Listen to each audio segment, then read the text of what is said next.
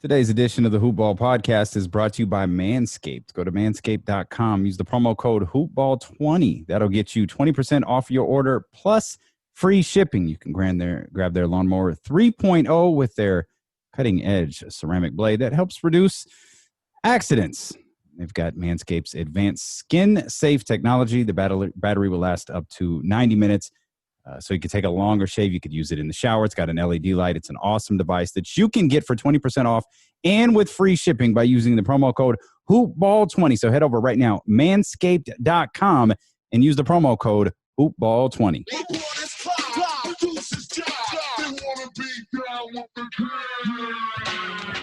And we welcome you in here to the Sacramento Kings podcast presented by Hoopball and the Hoopball Podcast Network. We are your hosts, Damian Barling, along with Joe Adge. We are so happy that you have made us a part of your Sacramento Kings coverage. There's plenty to talk about here today, and we want to welcome everybody who supports the podcast. We want to thank everybody who supports the podcast. We want to welcome everybody new to the podcast. If you dig what you're listening to, leave us a rating and a review over, particularly on Apple Podcasts.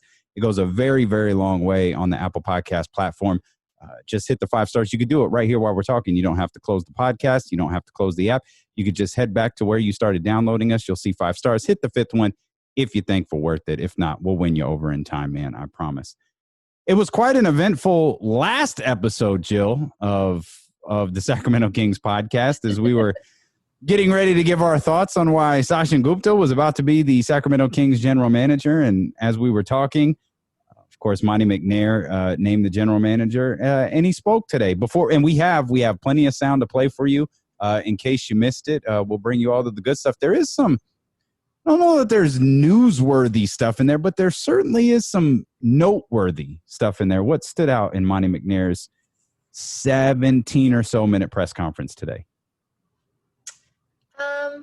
I think besides the obvious Walton, and we'll get into that, but the amount of times he used the words aggressive and flexibility stood out to me. And I think that makes a lot of sense because I know, like he mentioned, he went into Houston when they were transitioning from their Yao Ming and Tracy McGrady era. And the way they were able to rebuild with one James Harden was by being aggressive. They took on some bad contracts that got them first round picks. It kept them flexible so that when what they viewed as a star player, which they turned out to be correct, whether you like Harden or not, the guy's a star in this league. Oh, for sure. When he became available, they then had the assets to go pounce on it. And to me, that's a lot of what he was saying today was, he said, first, obviously we have talent, but it's maximizing and utilizing your talent, whether that be via trade, free agency, draft. Like, it sounds like he has a very good idea of, and he did it. And them being able to be flexible and make those moves in Houston allowed them they're on an 8-year playoff streak. I mean, so he was a guy that came in where he was able to see a team rebuild itself and how it was done successfully and how to sustain it. So, I mean, one can only hope that, that could happen here. I do think he has probably more talent on this team than they had at that time in Houston when they were going into their, new rebuild. And he mentioned, it's good we have all our draft picks and things like that. So barring, Fox,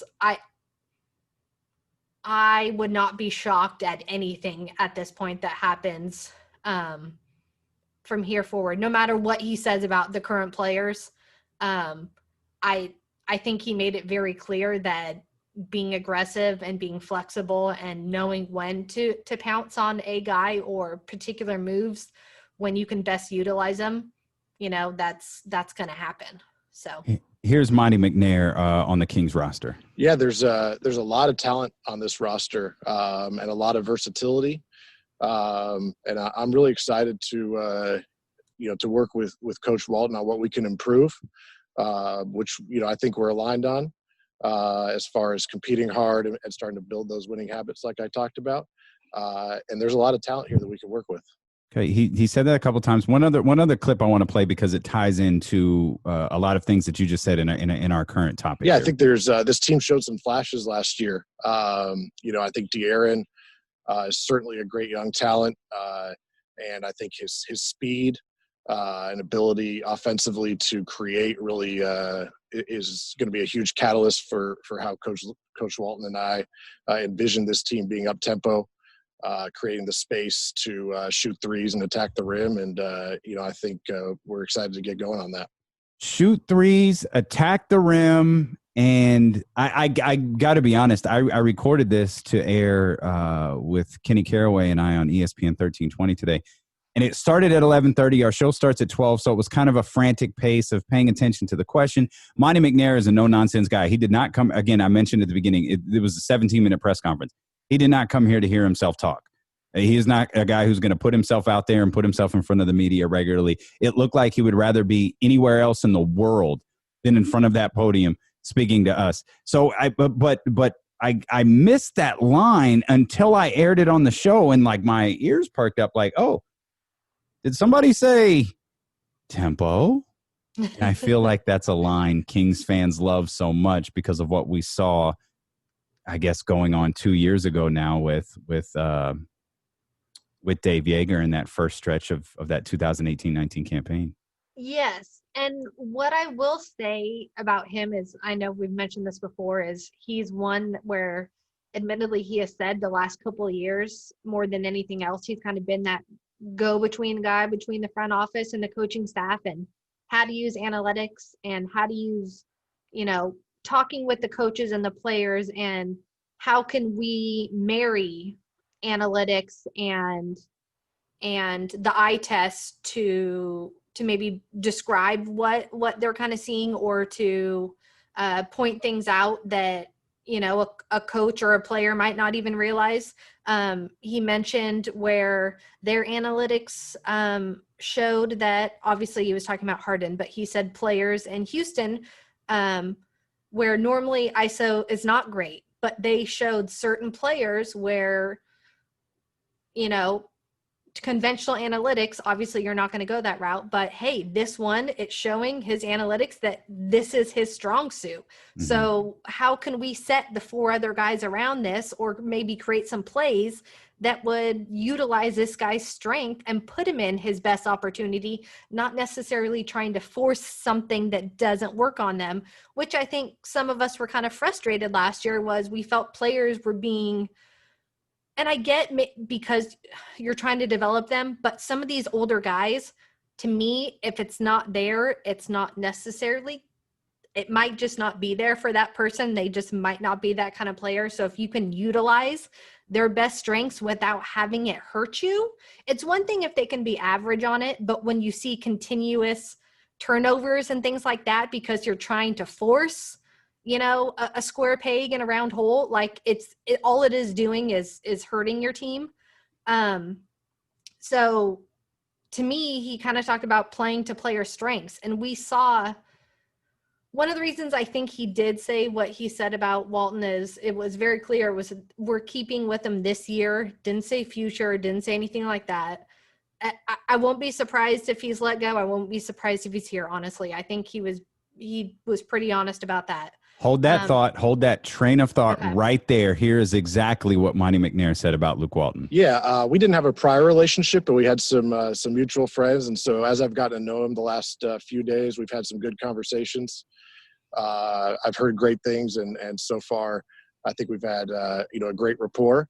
Luke's going to be our coach next year. I'm really excited to work with him, and I think we're aligned on our vision, and we're going to start implementing it. Very specific time frame there in that remark from Monte McNair. Right. And my thought process on this, if you're truly coming in and evaluating, because you're kind of coming in at a crazy time right now, if you come in knowing, okay, the first half of the season, we're just going to be straight evaluating what we have, right? That prior to making any trades, unless it's I cannot turn this down, which who knows, it could happen. But similar to what Minnesota did this last year, they created their front office. They kept the coaching staff. Trade deadline, there were 2 players left. Yeah. I mean, they used, and that's a guy coming from 2 guys coming from Houston. But and you just saw in Chicago where new head of basketball ops. But the difference to me was their players were already very vocal about not wanting to play for Boylan. Like it was Right. trade us if you're not going to the get rid of locker him. room. We're not seeing that here. So I think this place gives out 4-year contracts to coaches like you give out sliced bread. Like it's continuous. So to me, I'm hoping to get one. If you're using this as an evaluation, Yeah. and you don't know exactly what you're working with, how does getting rid of your coach and bringing a new one in when you still don't even know what your roster is going to be, or if you still kind of want to play around and see what best fits these guys and who you're going to end up being, maybe your core going forward, signing another guy to a 4-year deal doesn't necessarily make sense to me either.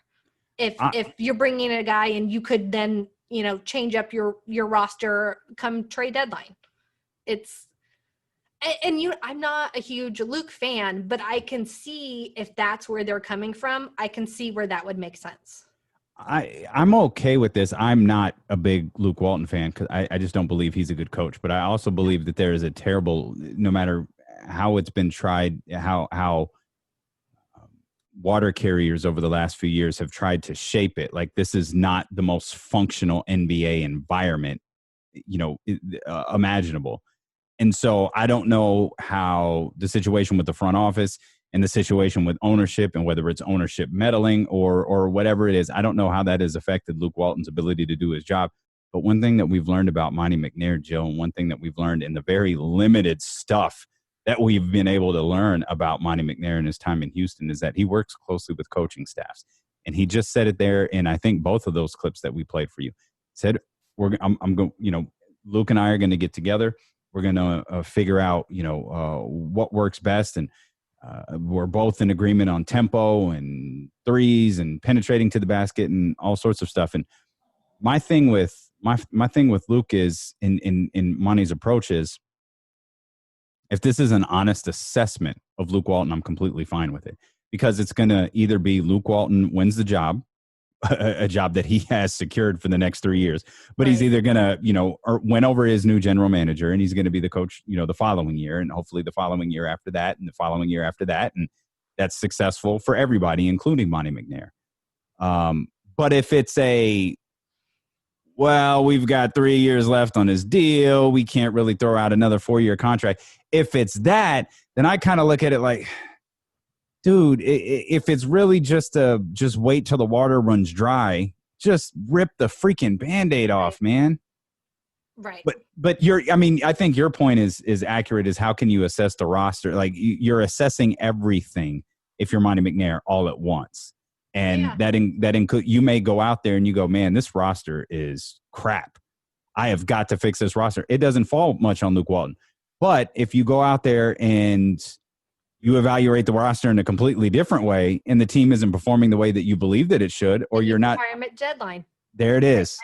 Exactly. Yeah. Like that's it. Like you're going to be able to pinpoint, Monty's going to be able to pinpoint where the flaws are, whether it's roster flaws or whether it's coaching flaws. And I'm all for it. Like I'm all for waiting. My only issue when I was, advocating or not kind of advocating, which is terrible, for Luke Walton's firing is if you're not going to give him a genuine opportunity to do it, then don't do it at all. But if this is a real chance for him to, hey, yeah, let's do something. Let me show you what I could do with Buddy. And I don't know what the relationship is with Buddy and Luke, but I feel like from an outsider's perspective, outsiders-ish perspective, I feel like it's something that probably needs to be to a certain degree, maybe not repaired, but maybe touched up a little bit. Maybe a little cosmetic work here done on that relationship. Agree. And honestly, we have no idea what Buddy's feeling at this point. Monty mentioned talking with Fox and Bogey. Did he say he talked with Buddy? I know No, he talked not about that Buddy's not that I'm talent, aware of. I didn't. but I don't hear know that, if no. anyone actually asked that. I'd be curious what those conversations have been like, because I mean that could play a huge, whether if he ends up asking for a trade, doesn't ask for a trade, because at the end of the year you did not know where. I mean, it did not seem like he wanted to be here next year. Right. Whether that's changed or not, I don't know. Whether Monty says, I don't care, you're here. We gave you they gave you a deal, and I think I can utilize you, to your strengths and get you back, to where you were. Because my thing too was Buddy's numbers weren't horrible last year. I don't think he was used to his best abilities, but he still was averaging over 20. I mean, it wasn't necessarily efficient, but by all means, he still had not bad numbers. Sure, that's offensively though, and I think the biggest knock on Yes. him is defensively, and that's another issue that I kind of have with Luke Walton is I feel like, I was a part of the pick on Buddy thing, but I also felt like Buddy's mistakes defensively were noticeable, to the naked eye. Like if we're fans and we're not studying tape, and you can make your watching the tape joke here. Like if we're not doing that and we're just watching the game and it's like, damn, wait a minute, was Buddy supposed to, that looked like it went terribly, terribly wrong. And then you see a Harrison Barnes react, or you see name a veteran player react and talk to Buddy about something. Corey Joseph, I think, did it a couple of times in the bubble about getting on Buddy about where he was supposed to be defensively. But I felt like Nemanja Bjelica was never held accountable for how crappy of a defender he is. But it was always Buddy, and it was always Buddy losing minutes because he was bad. And maybe Buddy is that bad on defense, but it's hard for me to pinpoint Buddy being that awful on defense when very few others on the team. Exactly. 100%. And you have to treat them all the same at that point. If people, and you've seen it in the playoffs here, you miss an assignment, Malone is pulling guys out. Right. It's you're in there doing what I'm telling you to do. And if you're not going to do it, then next guy up. We have that. That was actually, and that was not an argument, but that was a discussion, a spirited discussion, if you will, that Kenny and I had on D'Lo and KC today. He was saying, well, if De'Aaron misses a defensive, because we were talking about Luke Walton holding players accountable. If De'Aaron misses a defensive assignment, but he's got 26, 8, and 10, what are you going to do? Pull him out? It's like, yeah. If you're going to do that to Buddy and you're going to do that to other players, you've got to do it to everybody, because that's how, another thing that here, I'll play another clip for you. It was one of the first remarks were made. It was coming off a question from James Ham. And I remember what is your vision for this team? Here's what Monte McNair said. Yeah, no, I think, our goal is going to be to compete hard and start building these winning habits. We need to be more consistent. And going forward, we're going to maintain our flexibility. Obviously, we want to compete for the playoffs, but we know we have some work to do. And so my goal is to keep that flexibility and be aggressive whenever the time comes to improve the team. So we've talked about, he said flexibility twice in that very short, 20 some odd second clip. But what stood out to me was we've got to create winning habits. He didn't say we've got to create a 70-win basketball team or a 60-win basketball team. He said we've got to create winning habits. And this is an organization that is, and it's bled over into the fan base, and it drives me crazy, where we accept losing and we accept close enough, and we accept moral victories and small victories. And I think about, there are media members who have pointed out, even fans on Twitter are like, yeah, it was really weird today to see a general manager sitting up on a podium and answering questions about basketball and it not feeling like a circus. It's like, man, we have really lowered the bar as to what we consider successful here in Sacramento. And I love that of all of the things that he said. And again, that was said probably within the first 2 minutes.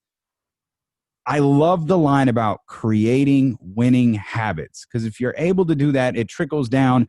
He's able to establish he used the word habits. People like to use the word culture. Right. Man, if that trickles down to Luke Walton, now it trickles down to the players. Now all of a sudden, because if I'm Buddy, honest to goodness, if I'm Buddy, why am I buying into anything that's happening here? in the oddest twist of events is I feel like I've defended Buddy Hield since noon today, which is so odd. But if I'm Buddy, like, why you're holding me defensively accountable, but you don't hold them on you defensively accountable? You're holding me accountable. You're cutting my minutes because I miss shots, but you don't, bench Harrison Barnes, or you don't bench, whoever. Why should I buy into anything that's happening here in Sacramento?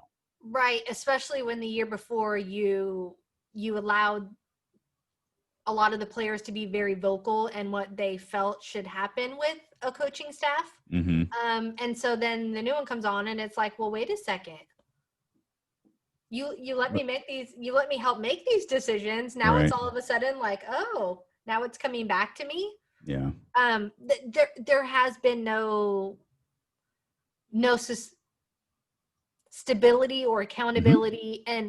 And I think even with fans too, it's hard where for being, it's not a one-town team anymore, but for so long, and we always want to say it's what's on the front of the jersey, not the back. But I mean, every in fan base, like, we get attached to people. Like you say you love Sacramento, and you say and do all these things like, oh my gosh, we love you. And you see people go at each other on social media when someone criticizes someone or points something out. How dare you go at this player? How dare you say something about this one? Or mm-hmm. How could you talk about trading this one? Like it's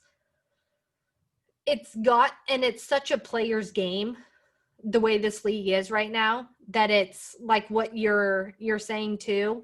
When players think that they're being held accountable, but not anybody else necessarily around you, like, respect is gone, whether it's deserved, not deserved,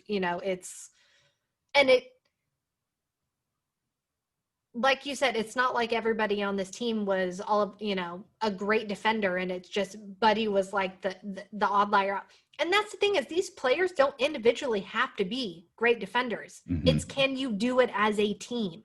Everybody doing their piece that they need to do to make you a good defensive team as a unit. I feel like this is morphing into the Buddy Hield podcast, because I actually have another point. I have another point to make on Buddy Hield, but I want to remind you that my bookie is up and running right now with the NBA playoffs happening. We've got football going on. We've got Thursday night football coming up. We record this on a Wednesday. We've got the juggernaut that is Gardner Minshew versus Ryan Fitzpatrick. That is your Thursday night football matchup. If that doesn't get you excited for week 3, I don't know what does. Maybe my bookie will. With my bookie, it's easy. You bet, you win, they pay. They have up-to-the-minute odds both on your favorite teams in the NFL and the NBA. If you want to bet on the closing week of the Major League Baseball season, that's risky, but it could be fun. Go to my bookie. It's easy. You can sign up right now. Use the promo code HoopBall. They'll match your deposit 100%. Plus, they'll toss in a free $10 MLB future wager. Again, all you got to do there is enter the promo code HoopBall when signing up. That's at my bookie. And with my bookie, the terms are super simple. You bet, you win, they pay. Buddy Hield, he got paid this past offseason. And, you go back to that clip that we just played a moment ago of Monte McNair talking about pace, talking about pushing tempo, talking about getting open threes. And again, it was one of those situations where your ears perk up like, oh, threes, open threes. Oh, push the ball. Threes. Oh, you're immediately thinking of Houston, who shoots like 50 threes a game. Who would be great at shooting 50 threes a game if you put him in the right spot? It would be Buddy Hield. Right. And I wonder if Monty goes to Luke Walton and says, hey, I've just got a crazy idea. This guy won the 3-point shootout, right? Like he is, by all-star standards, the best 3-point shooter in the league. Hey, why don't you just post him up in one, not a figurative post up, but or not a literal post up, but like a figurative post up. Just put him in one of those positions where the racks normally are. Run a play to pull his defender away from him. Bang. Give him the ball. Use him like Duncan Robinson, like Miami does with Duncan Robinson, where literally all he has to go out there is catch and shoot threes. Like, exactly. That's his job. Everybody knows that's what he does, and yet he still does it, and he does it effectively.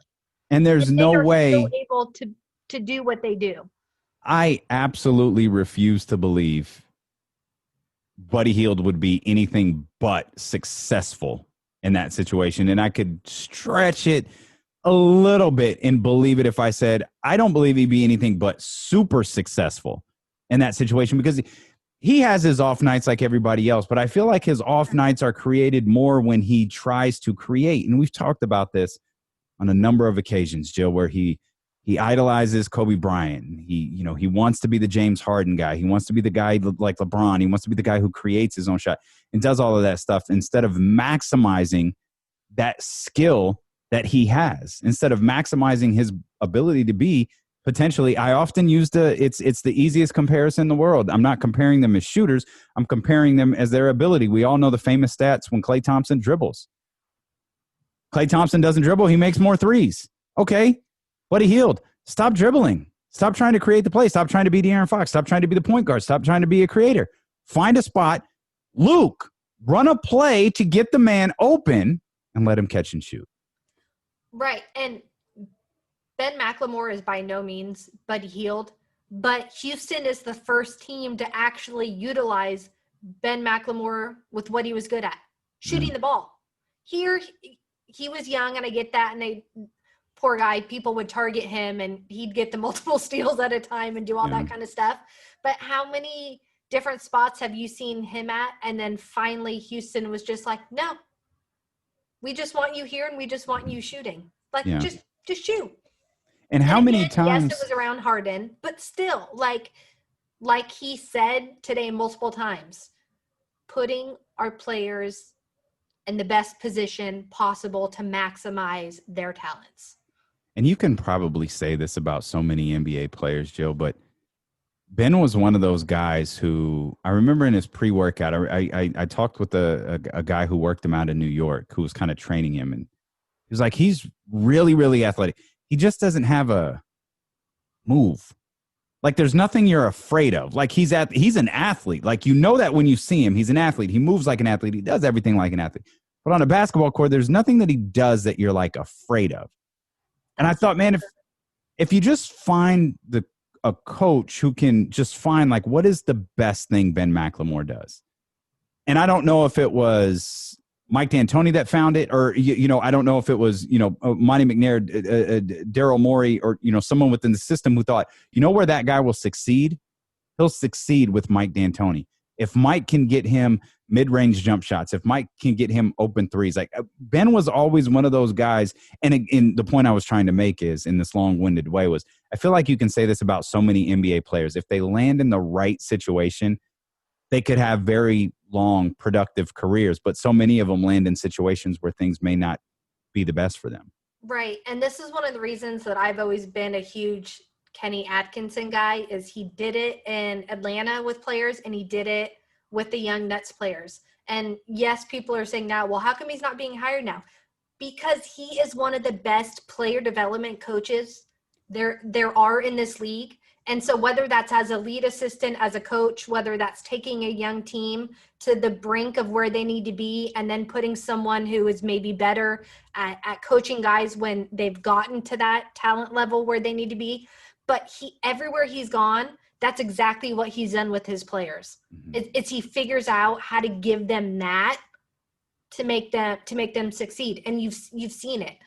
And we do have talent, we do have good guys on this staff, but we've yet to see necessarily that happen with Buddy, whether it be Buddy himself or the coaching, I don't know. Mm-hmm. But he mentioned later today too that they're talking about lead assistants right now. He's talking with Luke and the rest of the staff. He said he still has a lot to learn about the staff, but he's confident that he's going to be able to acquire a coaching talent to fit that need. I think if you're going to look at someone else like that to get another talent development coach, if you're really in evaluation mode, I think that's another piece that you do need for that reason. Fair to say De'Aaron Fox and DeMarcus Cousins are the two most talented Sacramento Kings to come through this city to play for this organization in, the better part of a decade. Certainly the two most talented to be drafted here in, over a decade. Is that fair? Oh yeah. Oh yeah. I've in DeMarcus, I think DeMarcus has always been insanely talented. And I feel the same about De'Aaron. And this is going to come across like I'm completely diminishing everybody else. And you can disagree, and the dog can disagree with me too. I don't feel like players here develop ever. And I know DeMarcus got better as the years went along, but I think that's a testament to how talented DeMarcus was. De'Aaron Fox, he had a monster jump from year 1 to year 2, and I think maybe even got a little bit better in year 3. He was certainly good in year 3 as well. And I wonder, like, who has, like, truly developed? Like, who has developed in a Sacramento Kings uniform? And I don't know that De'Aaron developed. Yes, De'Aaron got better, but how much of that is attributed to the coaching staff in the front office and everybody that he's working with? DeMarcus Cousins, the same thing. How much can be attributed to the people that he's working with that really made him better? My point was, I get frustrated when I see guys who so clearly are talented, but can't seem to take that step here. Like, whatever that figurative next step is, it never seems to be taken here. 100%, yes. And whether that is front office changing, like carousel head coaches changing. It's the stability thing. Because the first time, to me, we really saw guys developing was with Malone and Chris Gent, and that's what Chris Gent did too. You saw it with Ben McLemore. He was getting there. And when Malone was fired and Gent was let go, they were saying that's one of the biggest mistakes. It is losing those kind of pieces on your bench. Yeah. And obviously we're seeing it, but especially when they were young at that time. And this is my thing now is we were, always giving the super team just young. Like, these guys they're not that young anymore, but minus Fox and Bagley, the rest of them are 26 to 28 years old. Yeah, they're not young at all. These guys be your prime years. Like, yeah, these guys come in the league at 20. If you're 26, you're approaching middle age. Like, come on, like, right. We're not young anymore. Buddy's, I think, 35. Like, Buddy's his age changes. Yes, I mean, so you're not a freshman coming out. It's right. So to me, it's to keep trying to necessarily turn these guys into players that they're not. I mean, and you saw JJ Redick from the beginning of his career to what he is so good at now, and how, he's evolved, but he found what he was really good at. Mm-hmm. And every team puts him in that position and utilizes what he's really good at. Like, you're seeing guys that, like you said, find that one move, or whether it's your shot, whether it's ISO, it's defense. Passing, like, it's defense. Yes. Like, we just seem to not be able to put guys in those kind of positions, and whether that's front office doesn't agree with coaching. I mean, who knows? Or players just saying, no, this is what I'm going to do. It goes back to the way we started the show, and it's like the excitement over something normal happening. It's the constant dysfunction that has engulfed this organization for, Vivek's entire run as the owner, and certainly in the years prior. This is a 14-year run, and I think Monty even addressed the fan base as well at his press conference today. Yeah, no, I understand the frustrations of all the loyal Kings fans. I've already seen and heard about their passion. And I think we're aligned on that goal. I was fortunate enough to spend the last 13 years in an organization where we were able to build those winning habits, that culture, where year in and year out we expected to be in the playoffs and compete for championships. My goal is to recreate that here. And so we're going to be, like I said, we're going to be flexible and just be ready whenever that opportunity arises to really improve the team and get us back into that consistent playoff hunt. Yeah, I went to Twitter and was added by some 2, 3, 4, 5,000 Kings fans recently, so I'm aware of their passion for their front office. One more note as we start to wrap things up. I know Bogdan Bogdanovic is a free agent, a restricted free agent this coming summer, but is Marvin Bagley Monty's most important project next year? I think so, just just because he is your one other guy that is Fox's age range. Yeah. And to come out of that draft not being able to make that work would be it would brutal. be devastating. Yeah. Like there's so much talent there. And so if you can't make that work, it's bad. Yeah. And it's not even Luka bad. It's like Jaren Jackson bad.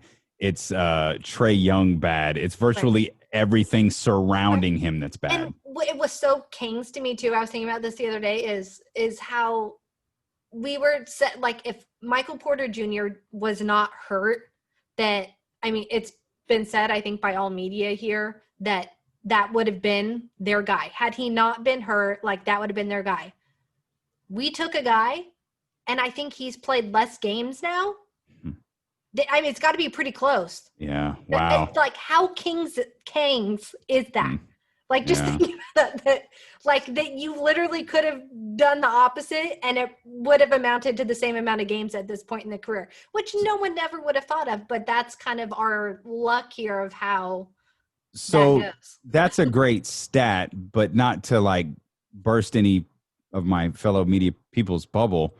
If Michael Porter Jr. was healthy, he wouldn't have been second. He would have been for 100%. Yeah, Michael Porter Jr. was the number one pick for like a year and a half, and then he got injured, and then there started to be like concerns. He wasn't getting a healthy Michael Porter Jr. wasn't getting to number 2. The question would have been like, would it have unfolded the same way? DeAndre Ayton is something, or just taking him as 2, even with him hurt, and it's still being essentially the same outcome, the same thing, as what you got. Right. I mean, if that was the reason you didn't take him because of injuries, granted, Marvin's have been totally freak injuries, but it's still crazy nonetheless that it's ended up. One line that I'll always say is you can't change a variable in the equation and expect the outcome to be the same. Michael Porter is in a structured situation in Denver. It's the same, and honestly, it's the same thing with Luka. Luka Doncic is playing with Rick Carlisle in one of the top 3 stable organizations in the entire league. You put Miami and San Antonio right up there at the top with him. I mean, that helps with some of our frustrating things that we were talking about earlier in terms of development. That helps. Right. Well, and then we had the kid come in, and he's within the first 2 months his name is being thrown in the media as the reason why, you want to get rid of coaches and all this stuff. Like not necessarily because of anything he did, but you know what I mean? Like this is the kind of thing that these young guys coming here have to deal with, that they're being thrown out there by your own front office as kind of like a scapegoat. So, I mean, it's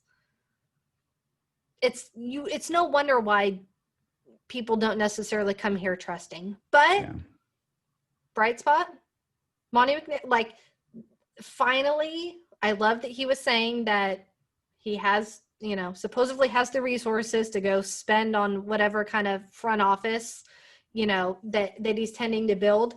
But it was refreshing hearing the head of a front office say, I know where my weaknesses are. I'm not going to try and be anything I'm not. And I'm looking forward to putting talent around me to build that puzzle where we can all mesh together and it's cohesive and all these pieces are working together. I have my talents, you have your talents, and it fits this one big, puzzle board that will make it so that we have a little bit of everything. That, we're not having best friends because of trust. We're not having, people turn us down because they feel like they're more qualified than you are. Like we have a guy running an office that people respect, and he wants to put that talent around him. Yeah. So, I mean, to me, that's out of everything today, that was super refreshing to hear. Okay, I know I said one more thing, but okay, seriously, this time, just one more thing. Joe Dumars, he being Monte McNair, was asked today about Joe's involvement with the basketball side of the Sacramento Kings. Yeah, Joe's going to assist Vivek in all aspects of the organization, business, basketball. I was hired to be the head of basketball operations. and that's what I'm going to do. But Joe's been a great player on the court. He's been a general manager, and he'll be a great resource for me. You good with that?